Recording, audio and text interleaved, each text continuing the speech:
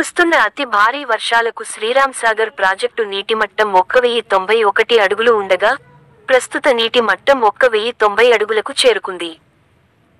దీంతో ప్రాజెక్టు అధికారులు తెల్లవారుజామున ప్రాజెక్టు 42 గేట్లు ఉండగా గత రాత్రి 3:30 ప్రాంతంలో 16 వరద గేట్లను ఎత్తి నీటిని వదిలారు. శ్రీరామ్ సాగర్ ప్రాజెక్టులో 80.053 టీఎంసీల నీరు ఉంది. ప్రాజెక్టు ఎగువ భాగంలో కురిసిన వర్షం, మంజీరా ద్వారా వస్తున్న వరదతో ప్రాజెక్టు 42 గేట్లకు గాను 16 వరద గేట్లను ఎత్తారు.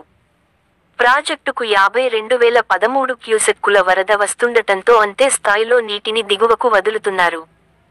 ప్రాజెక్టు సామర్థ్యం 1091 అడుగులు కాగా 1090 అడుగుల నీటితో ప్రాజెక్టు నిండడంతో శనివారం రాత్రి గేట్లను ఎత్తి నీటిని గోదావరిలోకి వదులుతున్నారు. ప్రాజెక్టులో ఈ సీజన్లో ఇది రెండవసారి గేట్లు ఎత్తడం. గత వారం వరకు ఇంట్లో ఆధారంగా 41 గేట్లను ఎత్తి 2.5 లక్షల క్యూసెక్కుల నీటిని గోదావరిలోకి వదిలారు. ప్రాజెక్టు నుంచి జూన్ 1 నుంచి ఇప్పటి వరకు 82,706 టీఎంసీల నీటిని దిగువకు వదిలారు. ప్రాజెక్టుకు 155,238 టీఎంసీల ఇన్ఫ్లో ఉంది.